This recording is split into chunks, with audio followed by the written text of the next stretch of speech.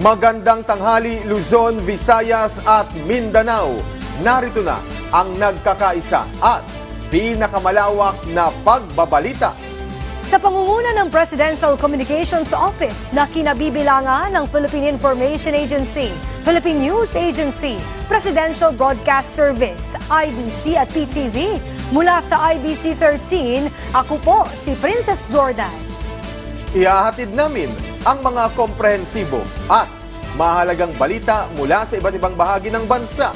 Mula naman sa PTV, ako si Alan Francisco. Ito ang Balitang Pambansa. Ngayong tanghali sa Balitang Pambansa, Malacanang, tiniyak na masusing pinag-aaralan ni Pangulong Ferdinand R. Marcos Jr. ang panukalang 2025 National Budget. Mga proyekto, partikular ang legacy program ng Marcos Administration, tiniyak na alinsunod sa saligang batas. Matapos ang Pasko, mga ahensya ng pamahalaan, pinaghahandaan naman ang ligtas na pagsalubong ng bagong taon. Paggamit ng paputok, mahigpit na ipinagbabawal. Armed Forces of the Philippines na natiling nakaalerto kaugnay ng ika-56 na anibersaryo ng CPP-NPA ngayong araw. Pangulong Marcos Jr.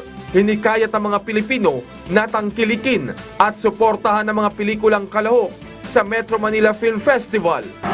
At malaking bahagi ng Southern Luzon nakararanas pa rin ng pag-ulan dahil sa ITCZ. Ayon sa Pag-asa, ilang residente sa Quezon Province napilitang maglakad dahil sa nabitak na daan. Una sa ating mga balita, tiniyak ng Malacanang na kasulukuyang sinusuri ang iba't ibang probisyon sa 2025 General Appropriations Act upang matiyak ang pagsunod nito sa saligang batas. Ayon kay Executive Secretary Lucas Bersamin, masusing sinusuri ni Pangulong Ferdinand R. Marcos Jr. at ng kanyang gabinete ang panukalang pambansang budget upang masiguro na alinsunod ito sa konstitusyon at ang mga prioridad ng pamahalaan, lalo na ang mga legacy program nito ay napopondohan ng tama. Binigyang diin ng kalihim na batid ng Pangulo ang pangailangan na maging maingat na paggastos at tamang pagpoprograma ng limitadong fiscal resources ng bansa. Ang pahayag na ito ay kasunod ng ilang panawagan na alisin ang posibleng mga unconstitutional items sa panukalang budget bago pa man ito lagdaan ng Pangulo bilang batas. Sa kabila ng mga batikos na natiling positibo ang Malacanang na maipatutupad ang 2025 budget na alinsunod sa mga layunin ng administrasyon at naayon sa ligang batas. Nakatakdang lagdaan ni Pangulong Marcos ang General Appropriations Act sa Lunes, December 30. Inanyayahan ni Pangulong Ferdinand R. Marcos Jr. ang mga Pilipino na tangkilikin ang mga pelikulang kalahok sa 50th Metro Manila Film Festival na nagsimulang ipalabas kahapon nationwide. Si Kenneth Pasyente ng PTV sa Balitang Pambansa. Wala nang masasaya pa sa pagdiriwang ng Pasko kapag kasama ang pamilya. Dahil sa buong taon, ito ang pagkakataon na nagkakabuklod-buklod ang bawat pamilya, kaanak at mga kaibigan. At syempre, hindi mawawala sa bonding ng pamilyang Pinoy tuwing Kapaskuhan ang panonood ng mga dekalibreng pelikula sa Metro Manila Film Festival na nagdiriwang ngayong taon ng ika-50 taong edisyon. Kaya naman mismong si Pangulong Ferdinand R. Marcos Jr. ang nanghimok sa bawat isa na suportahan ang film festival. Lalo't hatid-anya nito ay saya sa bawat pamilyang Pilipino ngayong holiday season. Ngayong Kapaskuhan, bibidang muli ang mga kwento ng ating lahi dahil ito sa espesyal na selebrasyon na ika-50 taon ng Metro Manila Film Festival na bahagi na ng ating buhay at kultura bilang Pilipino. Ang mga magagandang pelikulang kalahok ngayon, ang Golden Year ng MMFF, ay siguradong magbibigay ng gintong saya at mag-iiwan ng mga ginintuang aral. Malugod na inanyayahan ng Presidente ang lahat na tangkilikin ang MMFF at magkaisa para ipagdiwang ang sining at kultura ng pelikulang Pilipino. Tangkilikin po natin ang kwentong Pilipino. Suportahan po natin ang Metro Manila Film Festival 2024. Isama ang buong pamilya, buong barkada at panoorin ang 10 pelikula na handog ng MMFF. Mabuhay ang pelikulang Pilipino. Binigyang diin naman ng Movie and Television Review and Classification Board o MTRCB ang importansya ng MMFF na higit pa sa pagiging taunang film festival dahil ito rin ay paraan ng pagdiriwang ng sining at pagkamalikhain ng mga Pilipino. At sa pamamagitan ng pagsuporta sa mga pelikulang kalahok ay makatutulong ito sa pagpapalakas pa ng movie industry sa bansa. Ngayong taon, 10 pelikula ang kalahok sa taunang film festival. Kaya kung horror, comedy, thriller, drama o love story man ang hanap mo, sagot ka na ng MMFF. Mula PTV Manila, Kenneth Pasyente, Balitang Pambansa. Umabot na sa 43 ang bilang ng mga nabiktima ng paputok o firecracker-related injuries. Sa datos ng Department of Health, kahapon lang, mismong araw ng Pasko, 18 ang naitalang bagong kaso ng biktima ng paputok, kung saan pinakamataas na bilang dyan ay mga lalaki. Kaugnay niyan, nakapagtala na rin ang unang kaso ng naputokan sa Kalinga Province. Sa ulat ng Radyo Pilipinas Tabuk, kinumpirma ng Philippine National Police na isang 12-year-old na lalaki ang naputokan ng improvised firecracker na boga kahapon, araw ng Pasko. Patuloy naman ang monitoring ng PNP at Bureau of Fire Protection, BFP, sa mga bentahan ng paputok para mapigilan ang pagkalat ng mga prohibited firecrackers. Binigyang diin naman ni Defense Secretary Gilberto Teodoro Jr. na walang ceasefire na mangyayari kasabay ng anibersaryo ng CPP-NPA ngayong araw. Ayon kay Teodoro, tila paghinto na rin sa kanilang layon na ma-neutralize ang mga terorista kapag nagkaroon ng ceasefire. Dagdag pa nila, tila pagbibigay rin umano ng relevance ang pagkasanito. Giit naman ng AFP, wala nang kakayanan na magsagawa ng large-scale operation ang rebeldeng grupo. Kaugnay ng kanilang ipinagdiriwang na ika-56 na founding anniversary ngayong December 26. Tiniyak ng Armed Forces of the Philippines, AFP, na patuloy pa rin ang pinaigting na operasyon laban sa mga miyembro ng Communist Terrorist Group. Ito'y kahit papatuloy na ang paghina ng kanilang pwersa kung saan isang weekend guerrilla front na lamang ang natitira mula sa dating 7 sa pagsisimula ng 2024. Alinsunod na rin ito sa direktiba ni Pangulong Ferdinand R. Marcos Jr. na wakasan ang problema sa insurgency hanggang katapusan ng taon.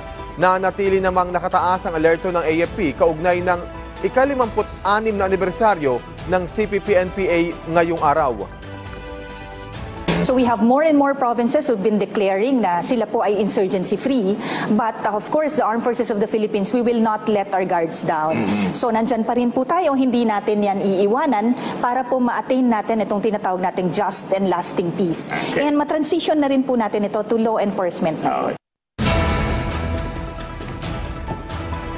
Magandang balita naman po, bumalik na sa dating sigla ang international travel matapos tumamlay noong pandemya. Sa programang Mike Abe Live sa PTV, sinabi ni Bureau of Immigration spokesperson Dana Sandoval na mas maraming pasahero ang naitala nila ngayon sa paliparan. Gayunpaman, walang major incident itong Kapaskuhan. Nagdagdag din aniya sila ng mga tauhan, partikular na sa immigration counters para ma-accommodate ang mga maraming pasahero. Maliban dito, binabantayan ng immigration ng posibleng illegal travelers na humalo sa dagsa ng mga pasahero ngayong holiday season. Nagdagdag pa po tayo ng mga additional people para matugunan po ang maraming babiyahe at bumabiyahe po ngayon. Back to pre-pandemic figures na, hindi na yung kakaunti ang bumabiyahe. Balik na po sa dating sigla yung international travel ngayong Kapaskuhan. Samantala, kumustahin naman natin ang magiging lagay ng panahon lalo't marami sa ating mga kababayan ang planong mamasyal ngayong araw kasama ang kani-kanilang mga pamilya. Makakausap natin ngayong tanghali si Pag-asa Weather Specialist Glyza Esquillar. Magandang tanghali po, Ma'am Glyza. Magandang tanghali din po sa inyo, Ma'am Princess, at para po sa lagay ng ating panahon, dito po sa Mindanao at Palawan ay mananatili pong maulan at meron pong mga pagkidlat pagkulog dahil sa epekto ng Intertropical Convergence Zone. So yung Mindanao at Palawan ay maulan pa rin po. Samantala, makulimlim naman ang panahon at maulap dito po sa Cagayan Valley at Cordillera Administrative Region at posible po ang mahina hanggang katamtamang ulan dahil sa amihan. Amihan din po ang dahilan kung bakit sa Ilocos Region ay maganda naman po ang panahon maliban sa mga panandaliang ambon.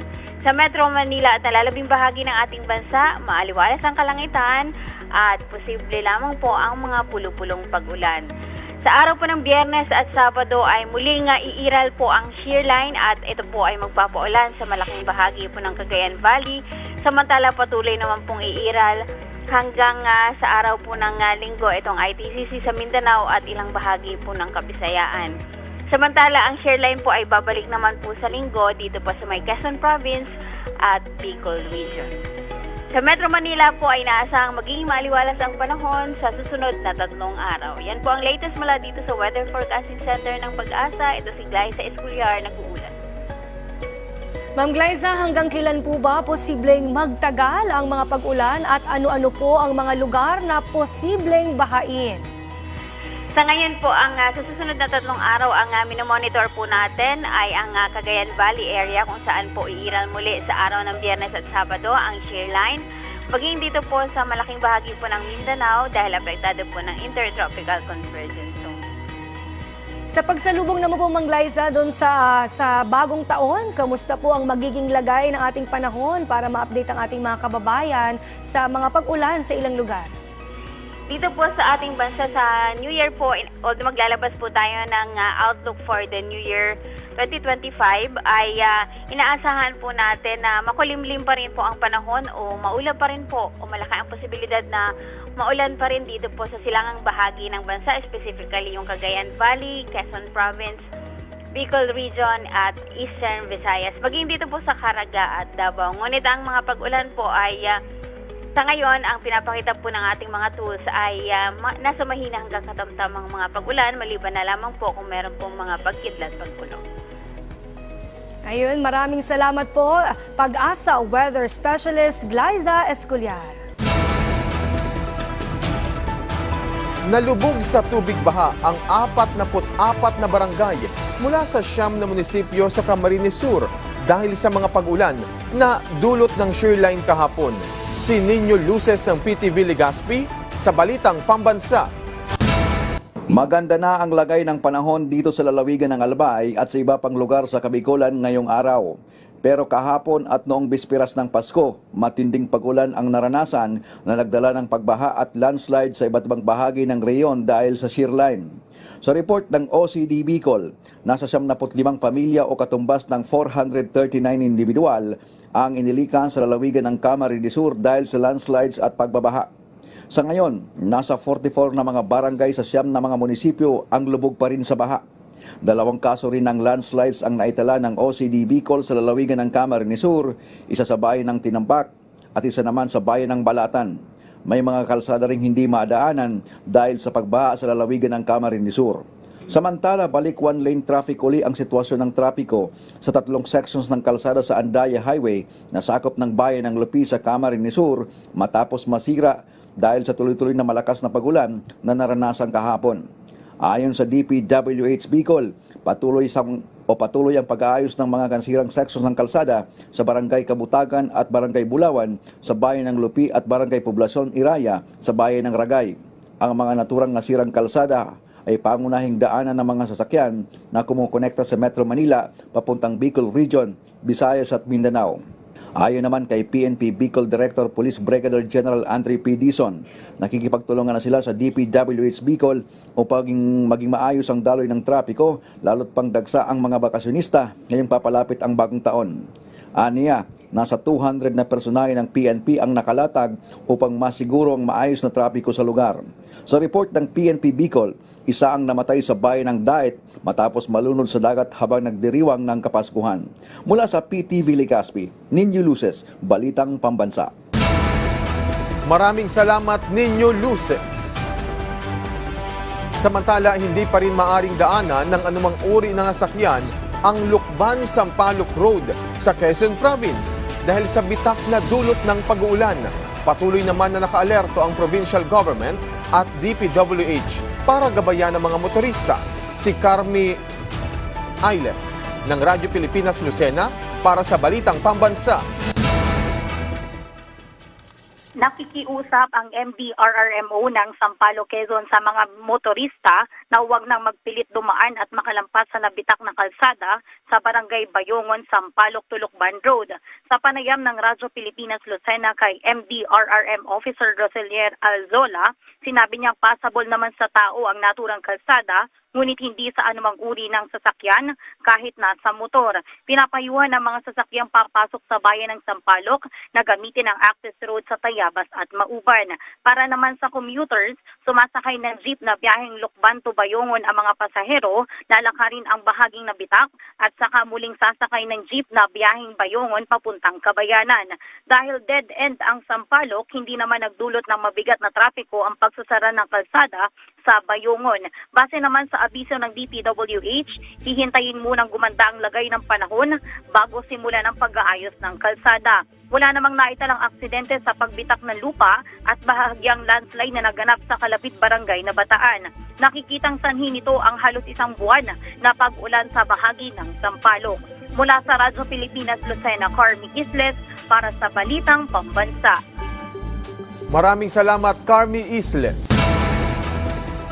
Magpapakalat naman ang DILG ng nasa 78,000 mga pulis at firefighters para matiyak ang ligtas na pagsalubong ng bagong taon. Si Isaiah Mirafuentes ng PTV sa Balitang Pambansa Live. Princess, alam mo, magandang balita dahil mas mababa ang naitatalang sunog ngayong December 2024 kumpara noong December 2023. Batay sa tala ng Bureau of Fire Protection, nasa 724 fire incidents ang kanilang naitala simula December 1 hanggang December 24 ng taong kasalukuyan. Mas mababa ito kumpara sa 1,112 na naitala sa parehong panahon noong nakaraang taon. Ngunit 15 fire incident na naitala ngayong taon ay dahil sa paputok. Maliban sa sunog, nais rin masigurado ng pamahalaan ang seguridad ng ating mga kababayan sa pagsalubong sa bagong taon. Dahil dito, magtatalaga ang Department of Interior and Local Government o DILG ng nasa 78,000 police and firefighters sa buong bansa. Sila mga personnel na magbabantay sa seguridad ng ating mga kababayan at kaligtasan sa pagsalubong sa New Year. 40,000 ang inaasahang magmumula sa hanay ng mga pulis at 38,000 naman mula sa hanay ng mga bumbero. Nakaalerto rin ang BJMP para bantayan ang mga person deprived of liberty o PDLs. Nangako naman ang DILG na patuloy na tatahakin ng bansa ang ating hangarin para sa mas ligtas na bayan. Samantala, ayon kay PNP spokesperson and Information Chief Brigadier General at mismong araw ng Pasko, ang Bureau of Fire Protection naman ay naka-red alert status na sila hanggang January 2. Ibig sabihin, on call ang lahat ng BFP personnel para rumisponde kung kinakailangan. Hinikayat rin ng BFP na magpatupad ang lokal o ang mga lokal na pamahalaan ng total ban sa paputok sa kanilang mga lungsod. Princess, alam mo, nandito ako ngayon sa Makati Fire Station. Dahil nga ang Makati ang isa sa pinakakilalang may pinakamababang fire incidents kada taon, partikular na dito sa NCR. Nakausap ko sila kanina at isa sa pinakadiskarte nila para makamit nila ang isa sa pinakamababang may fire incidents ay yung tinatawag na information drive o yung pamimigay ng impormasyon sa mga tao para maiwasan ang sunog. Mahalaga raw ito dahil personal na nilalapitan ng BFP ang mga kababayan natin para makaiwas sila sa sunog. At maliban doon, mamimigay sila bago ang bagong taon ng mga laruan, kagaya ng teddy bear o mga torotot sa mga bata para mas maging alternatibo itong paraan na imbes na gumamit ng paputok, mas magandang maglaro na lang o magingay gamit ng ang torotot. At yan muna ang update mula dito. Balik muna sa iyo, Princess.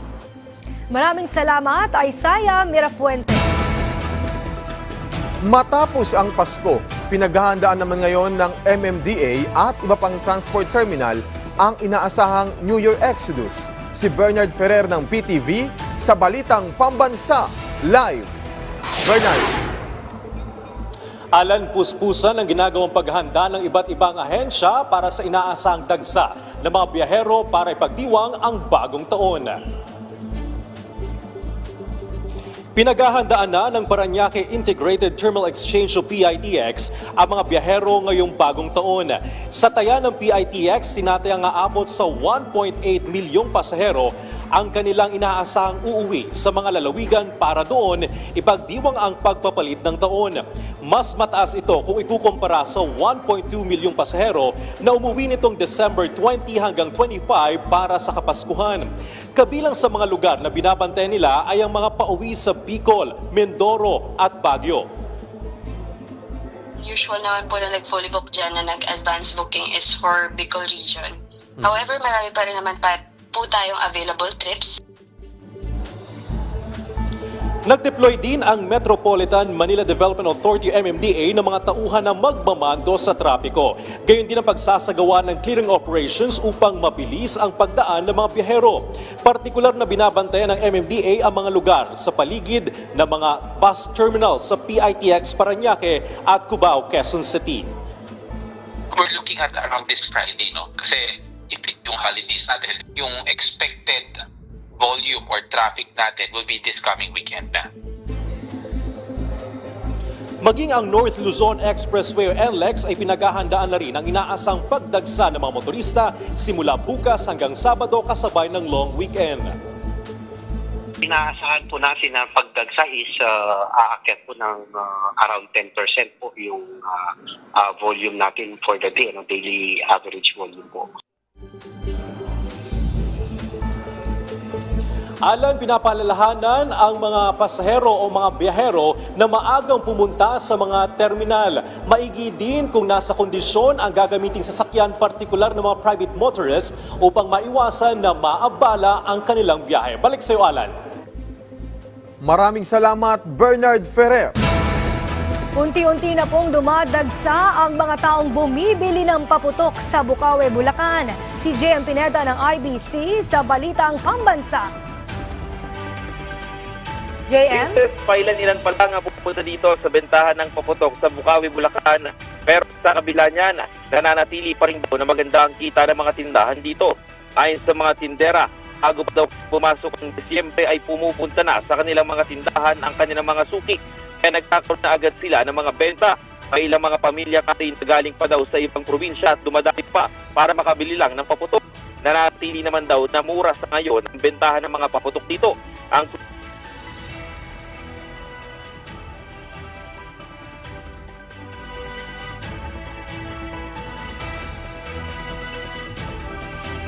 Babalikan po natin maya-maya si JM Pineda.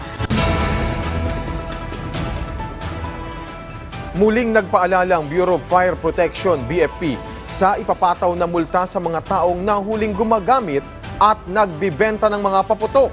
Kung magkano ang mga multa, alamin natin sa Balitang Pambansa ni Vel Custodio ng PTV. 6 na araw bago ang bagong taon, naghahanda na ang mga local government unit at iba pang ahensya ng pamahalaan para sa ligtas na pagsalubong sa bagong taon.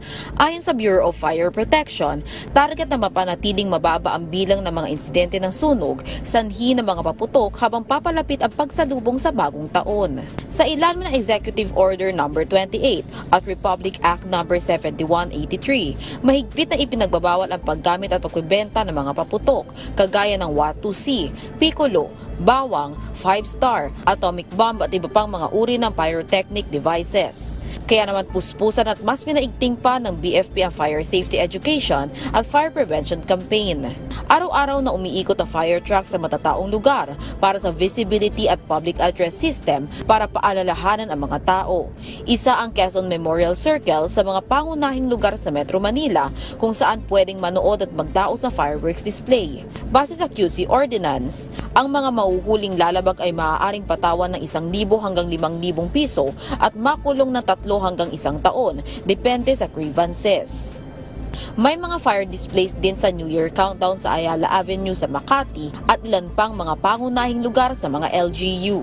Patuloy naman na nakikipagtulungan ng BFP sa mga lokal na pamahalaan para sa pagkontrol ng paggamit ng mga paputok.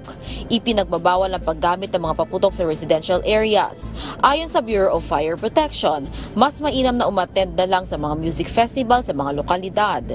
tayo po ay nag-designate ng community fireworks display areas. At knowing naman po ang mga Pilipino, mas karamihan sa atin, mas nag-i-enjoy tayong mag-videoke, gumamit ng torotot, or yung sinauna nating pagpapaingay ang mga kasirola or kaldero na mas safe na po sa ngayon. At yung mga kababayan nating iba ay nag-a-attend ng nasasabing musical festivities sa kanilang lokalidad na meron din naman pong mga countdown. Paalala naman ng pamunuan ng Quezon Memorial Circle na bawal magdala ng plastic bottles at plastic sandbag.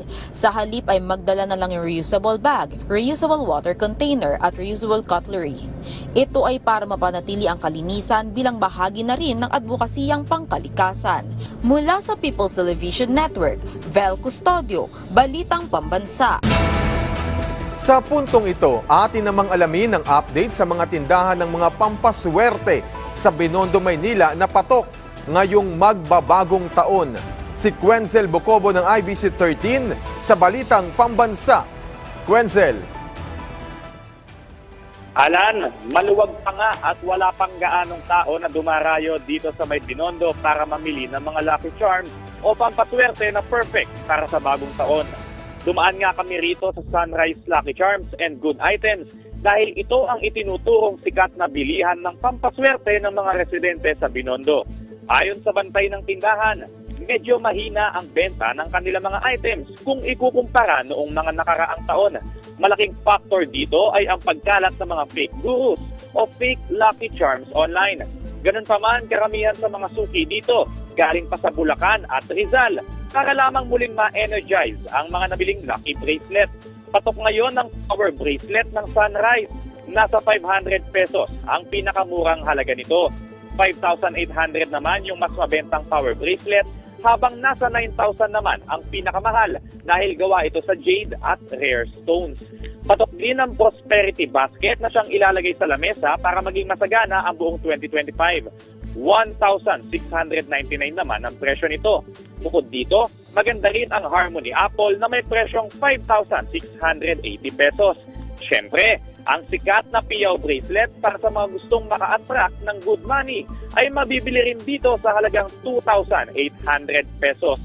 Alan, alam mo, kararating nga lang din ni Coach Johnson, may-ari nitong Sunrise Shop. Ayon sa kanya, Year of the Wooden Snake ang tema ng 2025. Magandang taon nito para maging creative at matransform ang iyong buhay. Ngunit aniya, mag-ingat dahil ang pagiging sobrang malikhain ay maaari ring magdala ng maling desisyon sa buhay. Yan muna ang latest dito sa Binondo. Alan? Papabili ko, Quenzel. Maraming salamat, Quenzel Bocobo ng IBC 13. Samantala, para maibsan ang mataas na presyo ng bigas, pinagpaplanuhan po ng Department of Agriculture na ipatanggal ang label sa mga imported na bigas. Kabilang dito ang paglalagay ng premium at special rice na ginagamit umunong dahilan para manipulahin at itaas ang presyo ng bigas. Target ng DA na ipaalis ang label sa mga imported rice sa susunod na taon. Paglilinaw ng DA, tanging imported lamang ang sakop nito at hindi local rice. Halimbawa, ang landed niya 40 lang. Pero dahil gagawin nila, ibabrand nila premium or special at ganito yung brand, ang magiging presyo niya higher, nagiging nakita namin 60 plus. Parang sobra-sobra yung profit na nakukuha nila. At dyan po nagtatapos ang 30 minutong ulat sa bawat sulok ng bansa. Samahan nyo kaming muli mamayang alas 6 ng gabi para sa updated at pinalakas pang balitaan mula sa PTV. Ako si Alan Francisco. Ito ang pinalawak na puwersa sa pangunguna ng Presidential Communications Office, kabilang ang Philippine Information Agency, Philippine News Agency, Presidential Broadcast Service, IBC at PTV. Mula sa IBC 13, ako naman po si Princess Jordan. Hatid sa inyo ang komprehensibong paghimay sa mahalagang usapin dito lang sa Balitang Pambansa.